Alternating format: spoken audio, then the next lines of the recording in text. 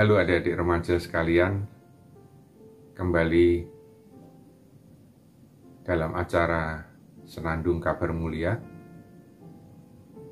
Kita akan kembali merenungkan firman Tuhan. Sebelumnya mari kita bersatu dalam doa. Tuhan Allah Bapa kami, terima kasih kalau Tuhan masih memberikan kepada kami kesempatan untuk belajar dan merenungkan akan firman Tuhan pada saat ini. Roh Kudus terus kuasai hati dan pikiran kami, khususnya adik-adik remaja GKI Kedoya yang saat ini menyaksikan acara ini. Biarlah mereka terus dikuatkan dan Tuhan tolong untuk boleh mengerti akan pemberitaan firman Tuhan pada saat ini. Di dalam Kristus kami boleh memohon. Amin.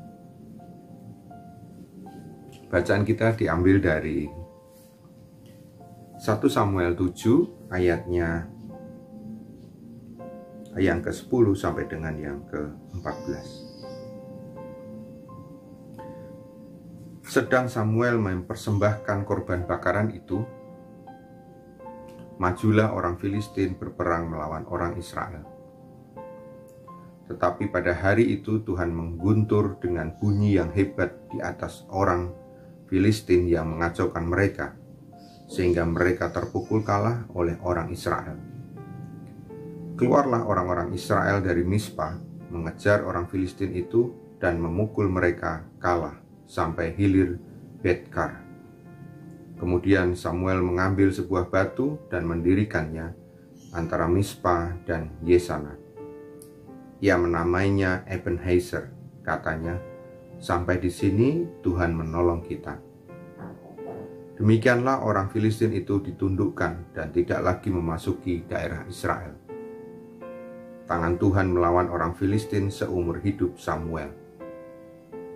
Dan kota-kota yang diambil orang Filistin daripada orang Israel kembali pula kepada Israel, mulai dari Ekron sampai Gad. Dan orang Israel merebut daerah sekitarnya dari tangan orang Filistin. Antara orang Israel dan orang Amori ada damai. Sampai sedemikian jauh pemberitaan atau pembacaan firman Tuhan. Berbahagialah kita yang tidak hanya membaca, merenungkan, tetapi juga melakukannya di dalam kehidupan kita sehari-hari. Adik-adik yang dikasihi Tuhan, cerita Ebenezer ini diawali, kalau kita mau baca perikop sebelumnya, bagaimana bangsa Israel terpukul kalah oleh bangsa Filistin. Sebelum akhirnya mereka menjumpai Samuel dan memohon petunjuk dari Nabi Samuel untuk kembali kepada Tuhan, bertobat dan kembali kepada Tuhan. Apa yang dilakukan bangsa Israel sebelum bacaan yang kita baca tadi ini? Bangsa Israel sempat jatuh, yakni dengan menyembah Baal dan Asitoret. Ini yang menyebabkan bangsa Israel terpukul kalah oleh bangsa Filistin. Pada satu proses yang cukup panjang, akhirnya mereka juga menyadari kesalahan mereka dan kembali menyembah Allah. Teman-teman yang kekasih, yang dikasihi Tuhan, dari cerita ini kita mau kembali diingatkan. Mungkin kita tidak menyembah Baal atau Asitoret yang dalam bentuk patung atau yang lainnya yang dilakukan oleh bangsa Israel. Tetapi mungkin kita tanpa kita sadari, kita menyembah Baal-Baal atau ilah-ilah yang lain. Dan saat ini, pada masa saat ini, masa sekarang ini, bentuknya bisa beraneka ragam dan tidak hanya dalam bentuk patung. Bisa juga hobi, keinginan kita sendiri, diri kita, uang, atau game misalnya, pacar, atau hal yang lain yang menjauhkan kita, pandangan kita, prioritas kita dari Tuhan. Untuk itu teman-teman remaja yang dikasihi Tuhan, mari kita terus berhati-hati. Melalui perenungan saat ini kita diingatkan lagi untuk kita tetap fokus pada Tuhan. Bahkan juga dalam kondisi pandemi saat ini, kita berada di rumah, kita banyak waktu,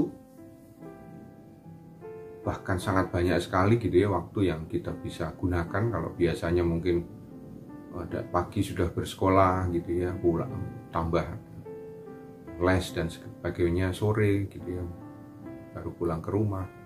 Nah, hari-hari ini kita punya banyak waktu, sekalipun juga belajar di rumah, tapi hati-hati ketika kita tidak menggunakan waktu-waktu yang Tuhan sediakan itu untuk terus mengingat dan mengerjakan hal-hal yang baik yang Tuhan berkenan, pun Tuhan juga tidak berkenan. Untuk itu kakak mau ingatkan juga untuk kakak sendiri, ketika godaan-godaan mulai muncul untuk tidak bersaat teduh misalnya, untuk udahlah main game saja, nanti saat teduh kan bisa nanti sampai lupa gitu ya, bahkan ketiduran, besoknya lagi demikian terus tanpa kita sadari. Bahkan sekarang kan mungkin kalau biasanya kita minggu bisa ketemu di gereja gitu ya, masih ada kita belajar firman Tuhan paling tidak seminggu sekali, atau kalau yang bersekolah di yayasan Kristen mungkin setiap pagi juga ada renungan. Saat ini kemungkinan tidak ada. Untuk itu mari kita tetap waspada, tetap ambil waktu teduh, merenungkan akan firman Tuhan, punya waktu pribadi dengan Tuhan, karena itu nanti yang akan menjaga kita dari keinginan-keinginan, niat-niat, hal-hal yang buruk yang kita bisa lakukan, baik yang kelihatan maupun yang tidak. Dan kita terus tetap waspada bahwa kita ini adalah anak-anak Tuhan, anak-anak yang dipercaya untuk menerima kerajaan Allah, dan kita mau terus mengerjakan keselamatan yang Tuhan anugerahkan itu di dalam hidup kita setiap hari, bahkan sampai Tuhan panggil kita. Untuk itu adik-adik sekalian, kakak mau menutupnya dengan satu perenungan singkat yang atau kata-kata atau kalimat yang pendek yang kita bisa terus renungkan. Apakah hari ini saya sudah mencari Tuhan? Apakah hari ini saya sudah menyapa Tuhan? Apakah hari ini saya sudah berjumpa dengan Tuhan? Atau apakah hari ini saya sudah melakukan apa yang Tuhan kehendaki? Supaya kita terus diingatkan untuk ambil bagian sebagai anak-anak Tuhan.